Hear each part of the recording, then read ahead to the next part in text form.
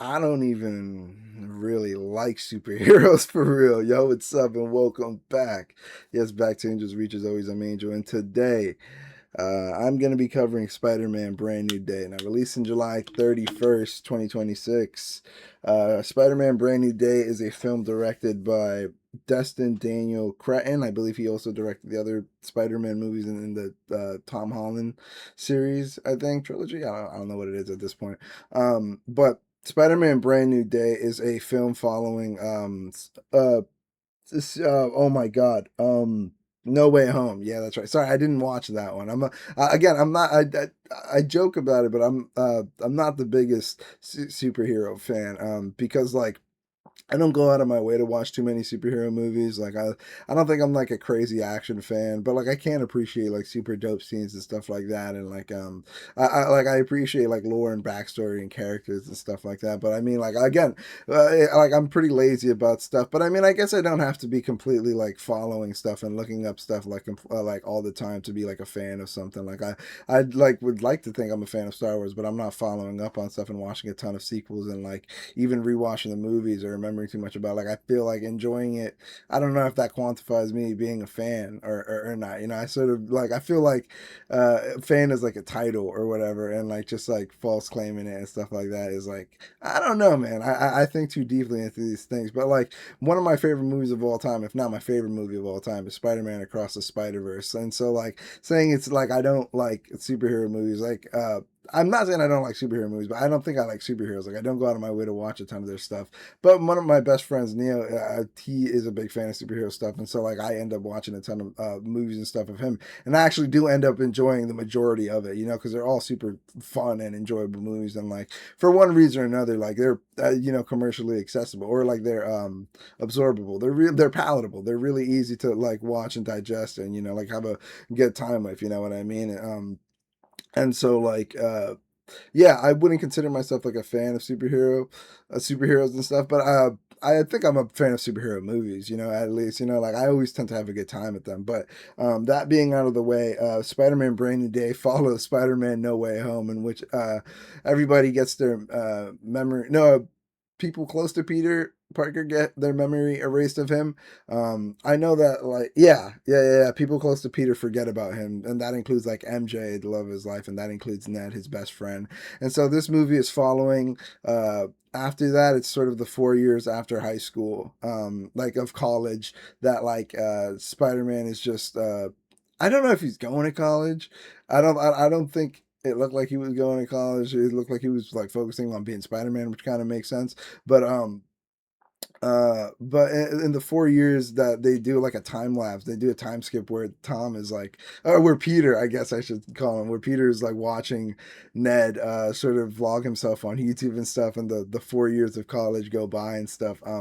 The whole movie revolves around the following years after after No Way Home, and basically Peter coming to terms with his new identity, or rather the lack thereof. You know what I mean? So this movie has a huge theme in like maturity and like identity. Uh, yeah, I mean, like it was a really big like metaphor for like hormones and like growing up, maturing, like getting out of the teenage phase and like growing up essentially. They're like, I mean, puberty essentially, especially like the. I mean, like, yeah. I mean, like, do I have to explain it? I mean, if you haven't seen the movie, like, he gets into a whole cocoon and it goes through a whole metamorphosis where he becomes a little bit more arachnid, more mature, more human, more wild or whatever, and he sort of gets like this. He gets like this new spider mode where he's like where the arachnid hormones outlevel the human hormones, and so he becomes more of a spider than a man, and that's really cool. That's a really dope, interesting concept that I like. I thought was cheesy at first, to be like, oh, okay, he's getting older, he's maturing, so he's getting a new superpower. But then I'm like, why am I being a hater for it? It's just like he's just like evolving. So I was like, all right, cool, interesting and very interesting enough as it is, and like he struggles to find himself both in like a personal sense, like with the relationships he's in, because he loves MJ. MJ like is his whole world. He can't stop thinking about her every day as he's swinging. He can't like even control his webs like that naturally come, obviously because they're new powers, but also he just has a ton on his mind. He's over what is it called? He gets over sensory or something like that. He gets hypersensory. Like his like arachnid hormones are hearing everything at like 1,000 times, more than more. His like ears are like 1,000 times more sensitive or something like that, and he like can't handle anything. He starts seeing flashes and stuff. Like it's really dope to see like him like not being able to handle himself, and like it has like it mirrors a lot of like growing up. You know what I mean? Which are not being able to handle certain emotions, or be like not like really knowing what's going on, or like either with your body literally, or just like with the thoughts you're thinking, or like yeah, you know what I mean. You just become more complex, you just have more emotions, you just experience more, and like yeah, it's really dope to see like him not being able to handle himself, because like of like the physical challenges he's overcoming, but like also the mental ones, the emotional ones, like knowing that he might not ever see MJ again. And the villain in this movie that kind of ends up being a twist, if you haven't seen it, spoilers I guess. The villain for the first half of the movie is a psychic that oh my gosh, I'm trying to go through the whole lore of there's two parts to the movie. I'm sorry, there's two parts to the movie. The first part is Spider-Man uh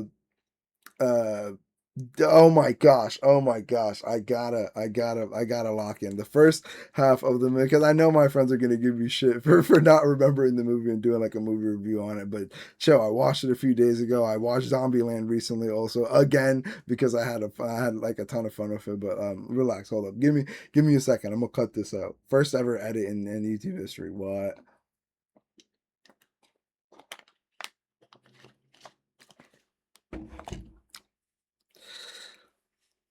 No, but seriously, the first half of the movie is Spider-Man helping put away this psychic that goes on the loose, played by Sadie Sink, and she is this person looking for a VMAX weapon or whatever. And her whole situation is she can control people. What we learn, up to 33 feet away from her, so she can jump or possess people, go into their bodies.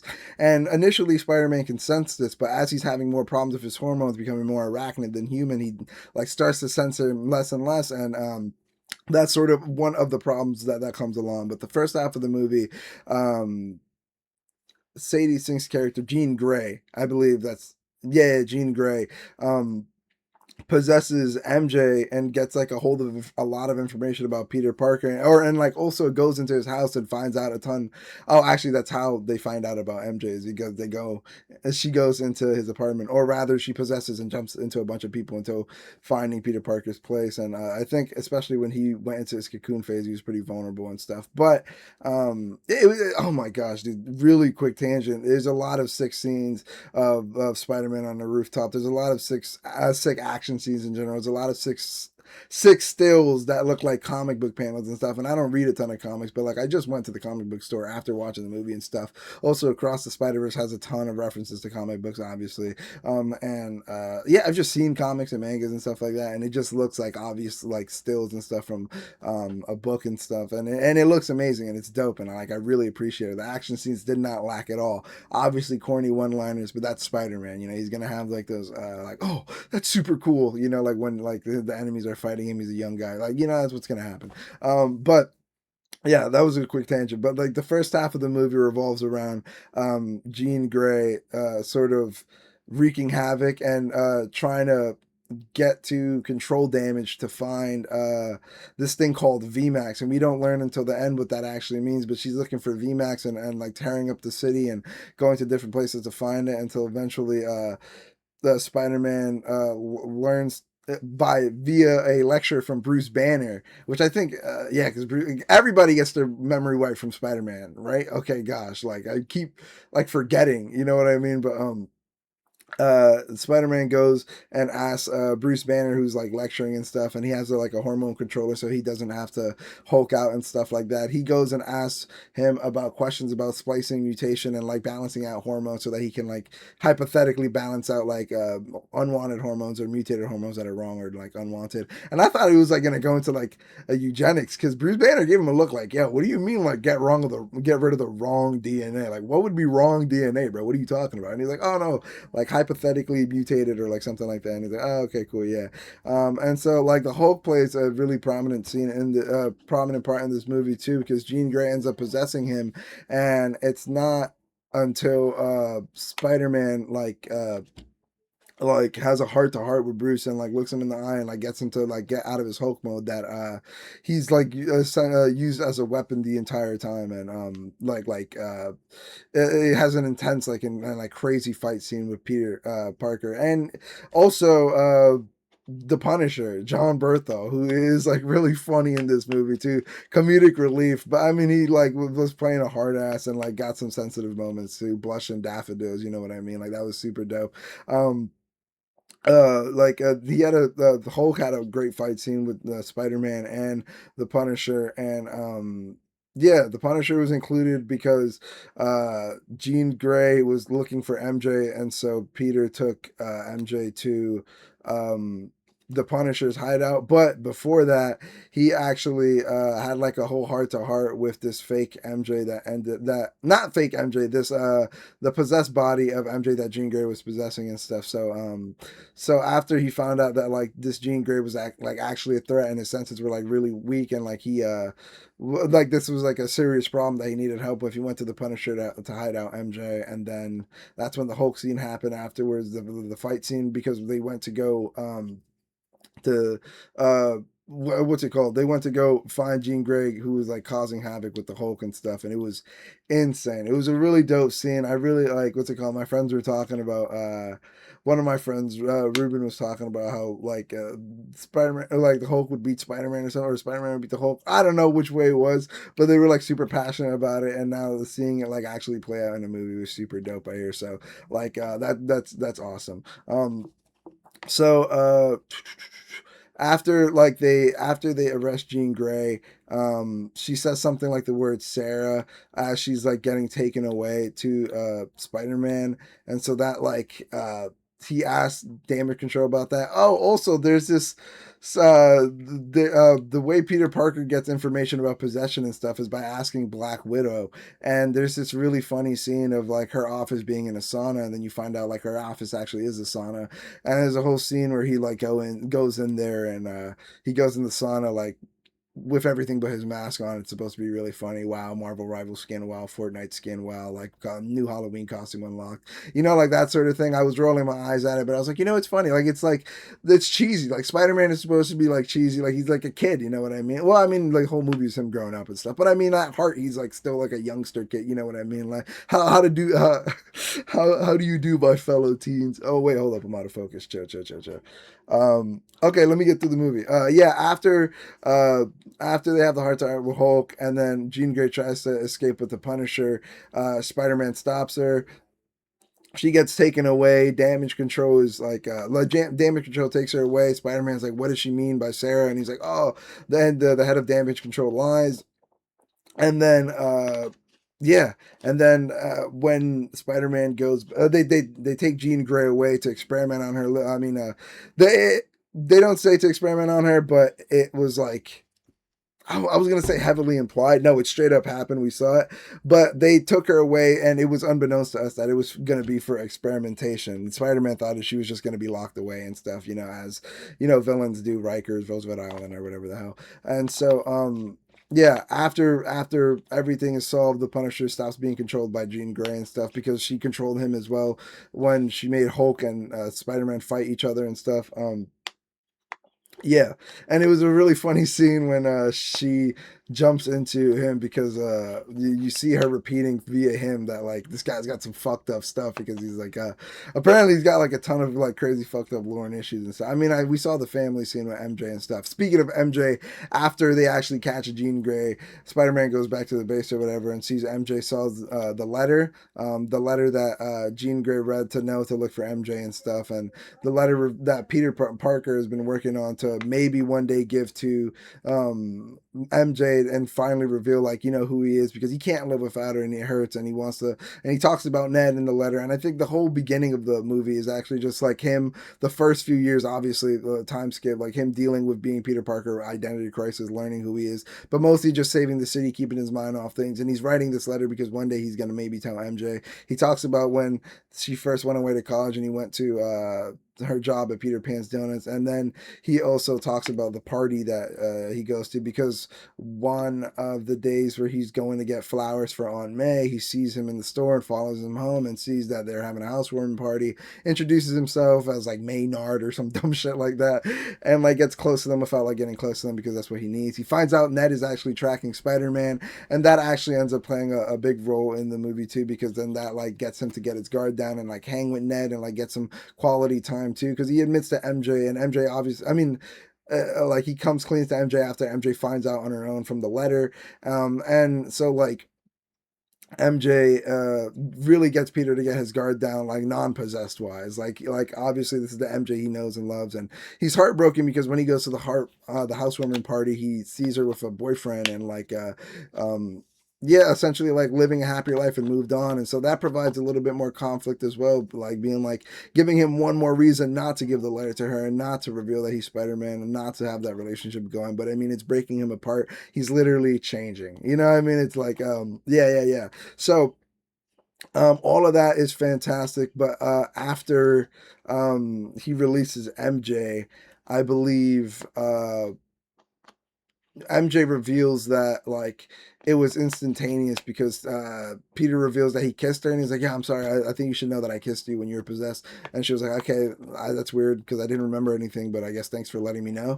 And that ticks off the fact that he mentioned Sarah to the head of Damage Control, and Damage Control lied and made up some story about like some ex partner or like ex kid named Sarah or something like that. I don't super recall. But it was some cover story and Peter believed it. And so like that information being revealed to Peter by MJ gets him to uh, check out Damage Control and see what they're like doing, because they might be in the wrong and stuff. And so yeah, that leads to the freeing of Jean Grey, and there's a really dope scene where the Han, I think, like a Ninja Clan or something like that, has like a fight scene with Peter, because Jean Grey possesses them, and he's like super losing until like at one point he just like takes off his hormone thing, or I think the Arachnid power was just overpowered, and like he went full Spider mode.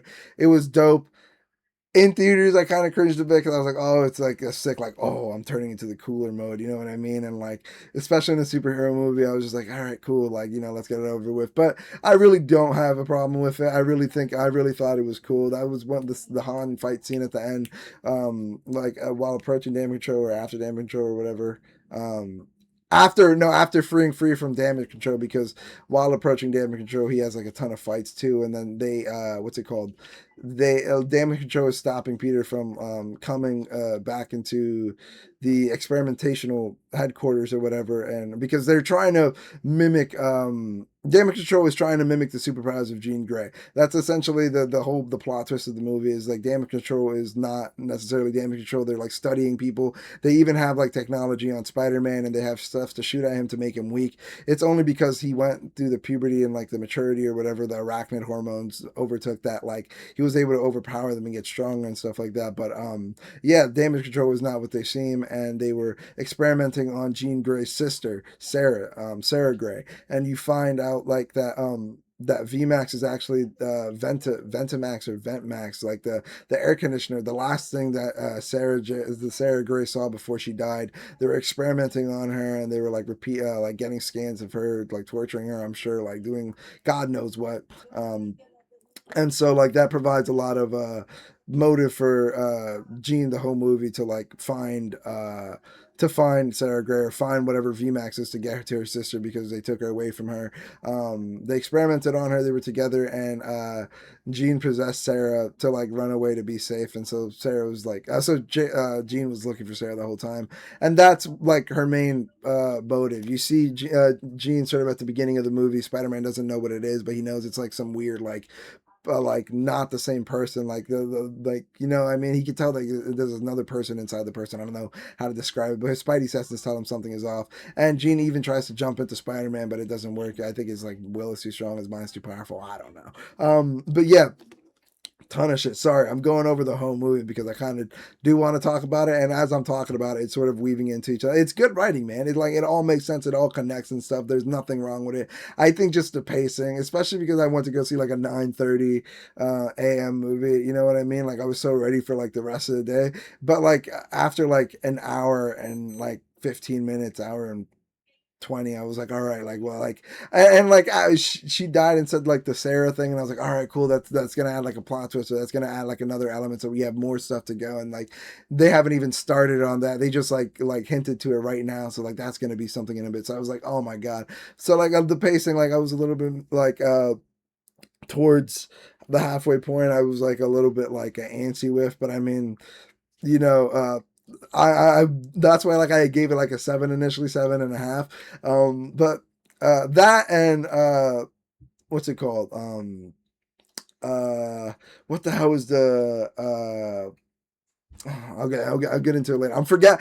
Don't let me forget the reason I don't the other reason I gave it a just because I love the Cross the Spider-Verse so much, man. And like I don't know, it just like I don't know.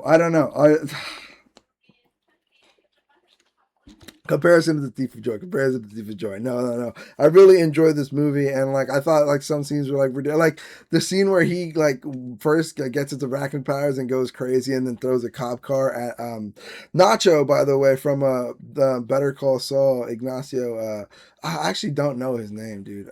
But like he plays Nacho in Breaking Bad and Better Call Saul, if I'm not mistaken. But I know him primarily from Better Call Saul. Um, he uh he is fantastic in that. But oh my gosh, I gotta stop going into tangents, bro. I keep fucking forgetting what I'm talking about.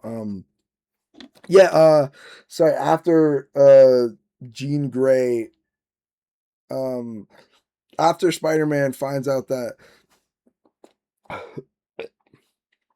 after Spider-Man finds out that Jean Grey is being experimented on, or like that damage control might not be like exactly what they seem, he goes and before he can actually get to where Jean Grey is being held, Jean Grey breaks out because she's much more powerful than her sister, and then that they anticipated it. And so she ends up freezing like half the city or something like that. It's crazy. It's an insane radius that she freezes, and Peter has to like get there.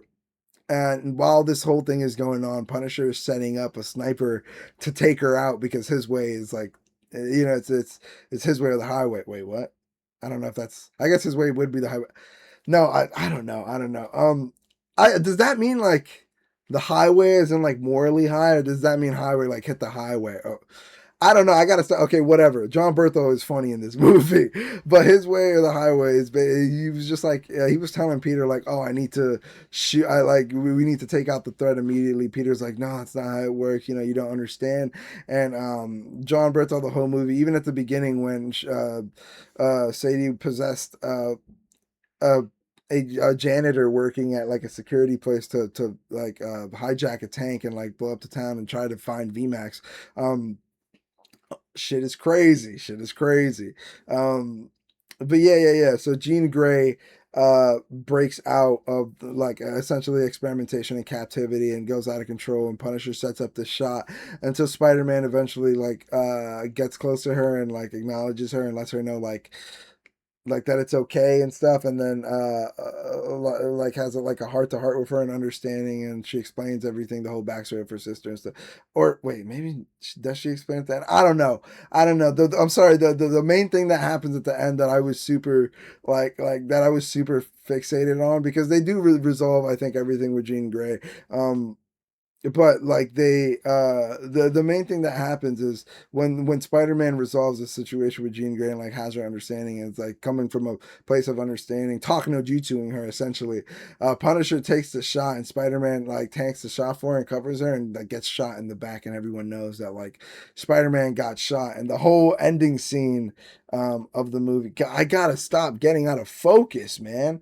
I also have to be a little bit Lower. Okay, cool. We fixed both problems in one foul swoop. But sorry, the ending is a bit wonky for me because like I remember the main thing, the funniest thing is like Spider-Man taking the shot and then the hospital scene following immediately, which is what's it called? Which is when the Punisher visits him in the hospital and the whole world knows that Spider-Man's in the hospital and is shot in his entire condition or whatever. And so when Peter eventually ends up leaving the hospital, he leaves as himself. And I thought it was going to be a nod to the Superman scene where he's walking through the crowd and they're all like throwing stuff at him. But like, he like cuts through the crowd and stuff. And like, as he's doing that, John Berthal, like the Punisher, goes and like does like a rock and roll sign out the window wearing his mask and stuff. And it's super funny.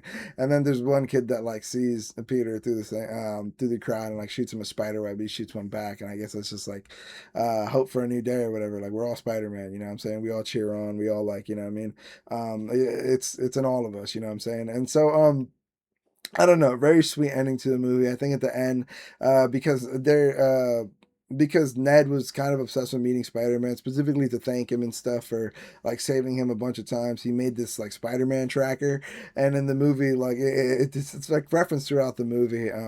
Like when, for example, when Peter returns MJ after like the whole like finding out that that like finding out that the memory wipe thing happened and stuff and those and that awkward moment having like a little bit of downtime to like meet Ned and stuff, he discusses like making the Peter Parker tracker and the Spider-Man tracker, and at the party, the housewarming party he went to with them, asked Maynard or whatever, like he talks about like making the tracker.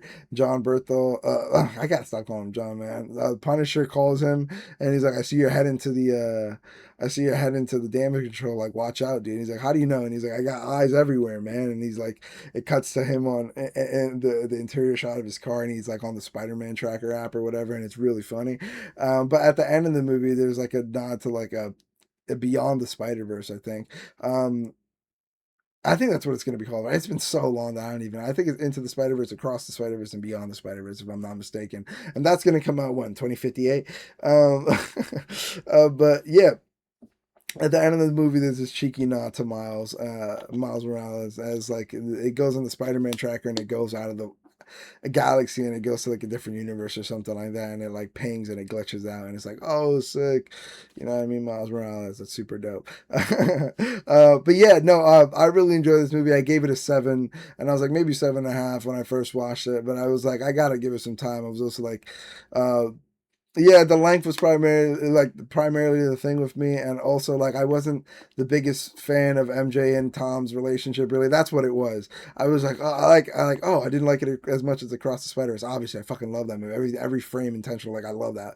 But I mean, like yeah, I don't know. Well, like the whole scene when Tom and MJ were we didn't know MJ was possessed at the time by Jean Grey, but when Tom was revealing everything to MJ on the roof and was like, "Oh, you figured it out and kissed me," like again, I didn't see No Way Home, so like I don't have that like emotional connection to them. On top of that, but I mean, I don't know, it just wasn't. You know, it didn't move me all too much. I didn't think. I think Zendaya like possessed was a dope like acting performance. Like acting wise, like physical wise, like facially and stuff. Like I thought that was cool. But, like physical acting, but I mean, like I don't know, I wasn't wild by the romance in it. I did like the heartbreakingness aspect of it, which I know that it's like, oh, how you not gonna like the relationship aspect? But again, like I like the patheticness of it. I like how sad he was emotionally. I didn't actually like when like he like confronted and did anything with an MJ. It was just like it. I don't know, like it not leading or resorting to anything. Like I guess it doesn't have to. I guess like just like it being like a dub or whatever like hits hard and it's like, oh fuck, I guess this really can't be anything. I don't know. I don't know. I guess they have to include some MJ stuff, especially when it has a lot to do with like hormones, identity, and like who you are. Especially when this girl's your whole life and stuff like that. So I mean, it makes sense. But specifically because I didn't watch No Way Home, and like I just am not like too big on like romance and stuff like that. Especially when I'm like mostly expecting like action and shit like that, and like um I don't know, dope sequencing. I don't know. It wasn't just super for me. So I could have gone without that and stuff. The product placement was kind of funny. I say that and I really only noticed the talkies, but that shit was super super fucking funny. But yeah, no. And the Samsung flip phone issues. But no, no. I initially gave it a 7 out of 10. I was like maybe 7.5 out of 10. But I was like, let me sit on it for a bit. It's been like 2 days now, and I'm like, yeah, it's definitely an 8 out of 10. Like, I'm not gonna say 8.5 out of 10, but like. You could maybe twist my arm if I like saw it like a few more times and like appreciate it a bit more. Maybe saw No Way Home or saw them all in a row. I might appreciate it way more like as a whole. But as it stands, I've really like I've really enjoyed it. I was uh I think my friend called another friend and was like, "Yo, Angel like hated the movie," and I'm like, "Yo, I'm sick of people thinking like I don't like movies because I give them a 6 or a 7. Like that's a good, I mean, like it's above average. You know what I mean? It's good. I mean, like I don't know. Like I watch a ton of movies and I feel like I don't want to just give everything 5 stars, like life changing and stuff. But like great movies do deserve to be praised and stuff. And I gave Zombieland a 4. You know what I mean? So I was like, all right, and like if not, like I'd rather watch Zombieland, but like I can like say like as a film, like obviously like Brand New Day is better, but like you know what I mean? Like I don't know. It catch me on a different day, man. Catch me on a different day. My ranking doesn't make sense, bro. My ranking doesn't make sense, but yeah, Spider-Man Brand New Day. I definitely recommend checking it out. It's a dope film about identity and for like finding yourself. It's like a big metaphor for like allegory some yeah, I don't know, it's a bit analogy, it's a big metaphor for maturity growing up, puberty and stuff like that, but like yeah, also maturing and coming to terms with who you are. Like at the end of the movie there's a fight scene where he has and Jean Grey is like, you gotta choose, bro, you're either Spider-Man or Peter Parker, and he's like, nope, I'm both, and he like turns into like the Spider-Man, the ultra spider form. What am I talking about? He goes into arachnid mode more, and even though he has the clarity and thinking of Peter Parker and stuff, and that's really sick. It's really dope when he turns into that. I mean, the fighting scenes are dope. You know what I mean? It's what I came for the movie for. The explosions, the fight scenes, like him swinging and webbing around, like him learning to use his powers and stuff was also super dope. Yeah, I had a good time watching the movie, man. Like I was yawning, the pacing again, you know what I mean, and the romance aspect I wasn't like the biggest fan of, but I mean, not the end of the world, man. Not the end of the world. Not a, either way, it's a brand new day. You know what I'm saying? It's a brand. It's just water in here. Relax, bro. Come on. Also, Poland Spring, you're not getting a sponsor, bro. Like, relax. No, seriously, Brand New Day. It's amazing. It's a great movie. I really recommend you go check it out in theaters. If you can watch it in ScreenX, it's dope. A ton of the movie isn't going to be in ScreenX, so you don't have to worry about getting nauseous or anything like that. And yeah, it's dope. Try to get a seat towards the back. It was really awkward because what's it called? I didn't have the money at the time to buy the ticket, and so I was like, "All right, I get paid next week, so let me just wait and like I'll have the ticket by then," because we bought them like a week or two in advance. I was like, "There's no way someone's gonna take my seat in that time, especially with how far back it is and stuff." And like there's already our seats in line there. So the next week I got paid and I went to go buy my ticket and someone took it, so I took another seat and then I ended up sitting next to my friend. And then I was like, "Oh my god, I'm gonna have to explain to the person." And then somebody came and sat next to me, and I explained to them, I was like, "Oh, I'm sorry if you're seat 9, like I'm seat 7, but like I wanted to sit with my friends, I didn't buy it in time." They were like, "Okay, that's fine, don't worry about it." And then she sat next to me, and I was like, "All right, that's okay. You know what? You want to be closer to the middle? That makes sense. I took your seat. I don't care. You can sit next to me if you want." And somebody else can. That was like 5 minutes before the movie started, and then 20 minutes into the movie, a woman came in and was like looking at the seat that I had bought and was like looking at me, and I was like, "So you're the person that's supposed to be in my seat." So I just apologized to this person for no reason.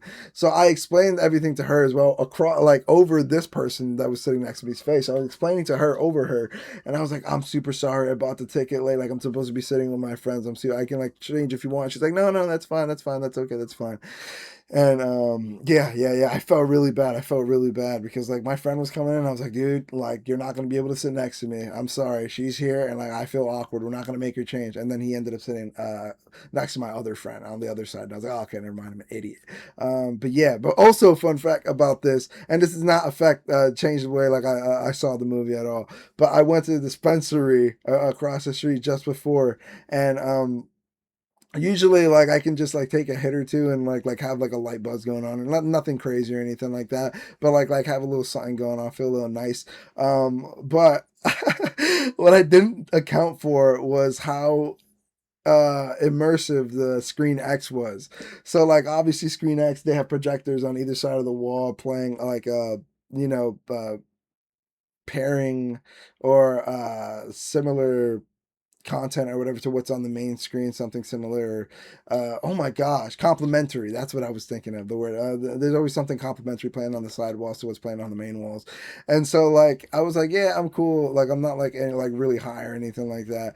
While I was sitting in my seat, and then the Sony. The Sony intro played with the woman carrying the torch and everything, and like it zoomed in and the clouds came in, and I was like, oh shit, maybe I got too high for this, but then I was good. It was just really, that scene was super immersive, and actually the first beginning scenes with the swinging was I was like, oh shit, I was like really into it, but I mean that fell away after like 10, 15 minutes or whatever, and then like back to regular scheduled programming and stuff. But yeah. It was really funny. I was like, oh shit, did I get too fucking high for this movie? No way. Am I gonna be scared like first person POV swinging as Peter Parker? And I did not. I did not. It was actually really sick visuals. Screen X, particularly for the like the running on rooftop sections or like skyline shots or street shots where you could see people on the street, trash cans, store shots, like there was a deli shot where like on the side I saw like a Cheez-Its ad and stuff. It was really fucking funny, like Doritos and stuff. Whatever. Yeah, I had a dope experience overall. Again, I really recommend watching the movie. Had a great time. Um, yeah, that's it. Let me know what you guys think about the movie down below. Sorry for going on a bunch of tangents. Sorry for stopping. I really wanted to give this review like that, like that. I really wanted to discuss it and talk about the things I really enjoyed about it, and like, or I really wanted to go through the movie and like really like discuss it and stuff because like I like really have a bad time remembering shit, and like also like if like I don't really love something, I can really see it like going away after some time and like not remembering. Obviously, not remembering as much, but like really not remembering a ton of stuff. Um, yeah, I was like, let me actually like talk about it. Let me like say what went down because like I actually also kind of convinced myself to like it a little bit more as I discussed it, just appreciating the writing and like how the different points connected and stuff. That makes it easier for me, bro. You know, if you have some good writing, see where like things connect, one thing leading to another, things interlocking, things like, you know, fitting in the same place, everything in its right place at the right time, you feel me? Makes for a pleasurable watching experience. Now, I don't have ears, gang. You know what I'm saying? Okay, I gotta stop. I'm too faded. Okay, that'll do for this movie review. Again, watch Brand New Day. I think it's a dope movie. I think it's amazing. Please, check it out if you haven't. If you have, let me know what you think about it down below. You go see it, Screen X, IMAX, fucking whatever. You go. I don't think it released in IMAX, but yeah. How did you guys see it? What did you think about it? Did you like it? Did you not like it? Who had the best performance? Like Loki, I gotta give it to Berthold. He was so fucking funny. You feel me? I think Sadie was like a really dope antagonist for the whole movie. Turned, you know, the hero or whatever. Yeah, I thought it was dope. Zendaya obviously had that really dope performance. Ned, CEO of Sex, just a really funny like performance overall. Like obviously comedic relief, but just having sweet moments with Peter, like at the end where they had the handshake and stuff. Yeah, I mean friendship overpowers all. You know what I'm saying? Like, yeah. Let me know down below. If not, I'll see you guys next time. All right, later. I gotta like find a way to stay in focus, man. Like, this is this is fucked up.